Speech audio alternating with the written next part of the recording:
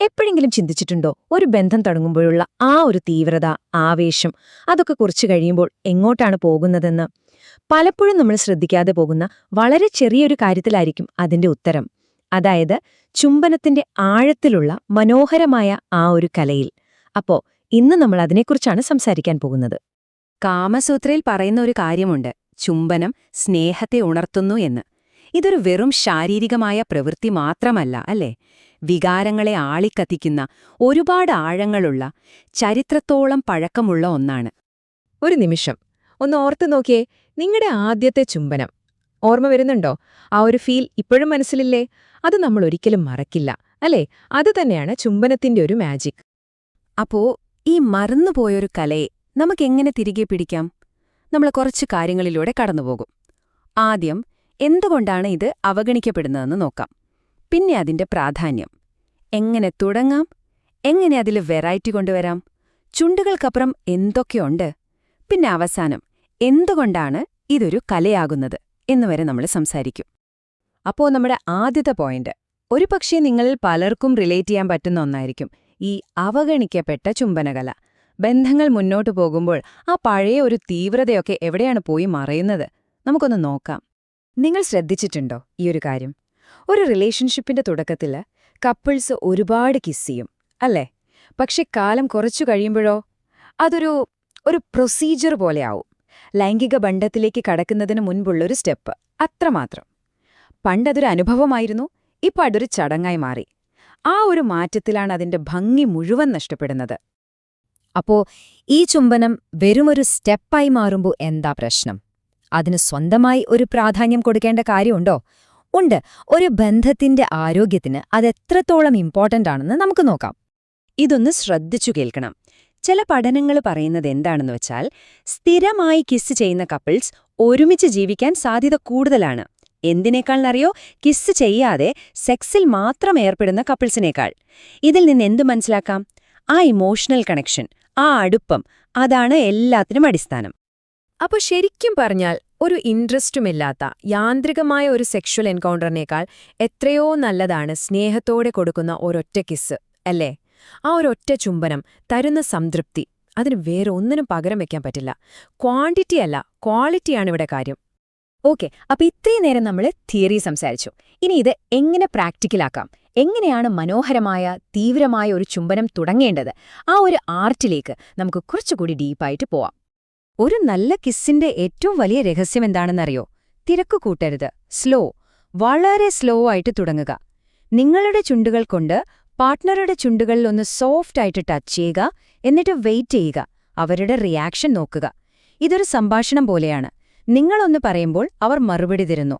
അങ്ങനെ പതുക്കെ പതുക്കെ ആഴത്തിലേക്ക് പോകുക. ഒരു തിരക്കും വേണ്ട.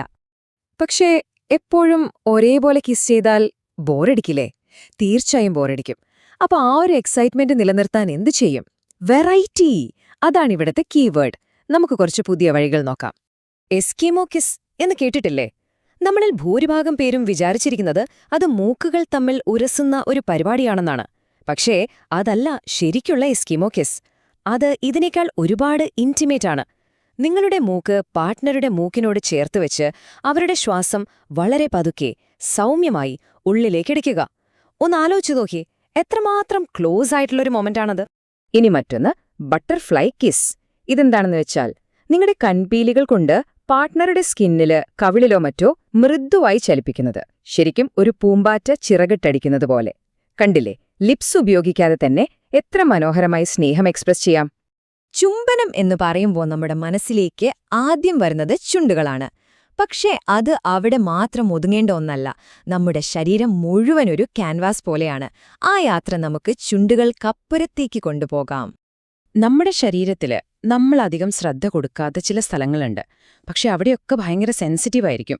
ഉദാഹരണത്തിന് കാൽമുട്ടിന്റെ പിൻഭാഗം, കൈമുട്ടിന്റെ ഉൾഭാഗം, പിന്നെ പാദങ്ങൾ, കാൽ വിരലുകൾ പോലും. ഇങ്ങനെയുള്ള സ്ഥലങ്ങൾ എക്സ്പ്ലോർ ചെയ്യുന്നത്, അവിടെയൊക്കെ ചുംബിക്കുന്നത് തികച്ചും പുതിയൊരനുഭവം തന്നെയായിരിക്കും. ഇനി ഒരു പക്ഷേ പലരെയും അതിശയിപ്പിക്കുന്ന ഒരു കാര്യമുണ്ട്. പുരുഷന്മാർക്കും അവരുടെ നെഞ്ചിൽ ചുംബനം കിട്ടുന്നത് ഇഷ്ടമാണ്. ഇത് കേൾക്കുമ്പോൾ നമ്മുടെ ചില പൊതുധാരണകളൊക്കെ മാറുന്നില്ലേ? ശരിയാണ്, സ്നേഹപ്രകടനങ്ങൾക്ക് അങ്ങനെയുള്ള വേർതിരിവുകളൊന്നുമില്ല. ഇനി ഒരു പ്രധാനപ്പെട്ട കാര്യം പറയാം. ഒരു പ്രോ ടിപ്പായിട്ട് കൂട്ടിക്കോളൂ, എല്ലാം സൗമ്യമായിരിക്കണം. ചെറിയ രീതിയിൽ കടിക്കുന്നതൊക്കെ ഓക്കെ, പക്ഷേ അതിന്റെ ലക്ഷ്യം ഒരു ലവ് ബൈറ്റ് അല്ലെങ്കിൽ പാടുണ്ടാക്കുക എന്നതാവരുത്. അതൊരു ഓണർഷിപ്പ് കാണിക്കുന്നത് പോലെയാണ്. സ്നേഹം എന്ന് പറയുന്നത് ആധിപത്യമല്ലല്ലോ, അത് പങ്കുവെക്കലാണ്. ശരി, കിസ് ചെയ്യുമ്പോൾ നിങ്ങളുടെ ചുണ്ടുകൾക്ക് മാത്രമല്ല പണിയുള്ളത്, നിങ്ങളുടെ കൈകൾ എന്ത് ചെയ്യുകയാണ്? വെറുതെ ഇടരുത്. പാർട്ട്ണറുടെ മുടിയിഴകളിലൂടെ വിരലോടിക്കുക, മുതുകിൽ പതിയെ തലോടുക. ഈ ചെറിയ സ്പർശനങ്ങളുണ്ടല്ലോ, അതാ മൊത്തം അനുഭവത്തെ വേറെ ഒരു ലെവലിലേക്ക് കൊണ്ടുപോകും. അപ്പോ ഇതുവരെ നമ്മൾ പല ടെക്നിക്കുകളെക്കുറിച്ചും രീതികളെക്കുറിച്ചുമൊക്കെ സംസാരിച്ചു. പക്ഷേ ഇനി പറയാൻ പോകുന്നത് ഇതിനെല്ലാത്തിനും അപ്പുറത്തുള്ളൊരു കാര്യമാണ്. ചുംബനത്തെക്കുറിച്ചുള്ള നമ്മുടെ കാഴ്ചപ്പാടിനെ തന്നെ മാറ്റുന്നൊരു ഫിലോസഫി. കാരണം ഇതൊരു വെറും പ്രവൃത്തിയല്ല, അതൊരു കലയാണ്. ഈയൊരാശയം മനസ്സിൽ വെക്കുന്നത് വളരെ നല്ലതാണ്. അതായത് ഒരു കിസ് എന്ന് പറയുന്നത് എപ്പോഴും മറ്റെന്തിലേക്കുള്ള ഒരു വഴിയല്ല, ഒരു സ്റ്റെപ്പ് മാത്രമല്ല, അത് തനിയെ തന്നെ പൂർണ്ണമായ ഒരനുഭവമാണ്. വളരെ സ്പിരിച്വൽ, റൊമാൻറ്റിക്, ഇമോഷണൽ ആയിട്ടുള്ള ഒന്ന്. അതിനെ അങ്ങനെ തന്നെ കാണാനും ആസ്വദിക്കാനും നമുക്ക് കഴിയണം. അപ്പോ ഇത്രയും കാര്യങ്ങൾ കേട്ടുകഴിഞ്ഞ സ്ഥിതിക്ക് ഒരു ചോദ്യം ചോദിക്കട്ടെ. അടുത്ത തവണ നിങ്ങളുടെ പാർട്ട്ണറെ കിസ് ചെയ്യുമ്പോൾ എന്ത് മാറ്റമായിരിക്കും നിങ്ങൾ കൊണ്ടുവരാൻ പോകുന്നത്? അതിനെ എങ്ങനെ കുറച്ചുകൂടി മനോഹരവും അർത്ഥപൂർണവുമാക്കാം? ഒന്ന് ആലോചിച്ചു നോക്കൂ. ഉത്തരം നിങ്ങളുടെ കയ്യിൽ തന്നെയുണ്ട്.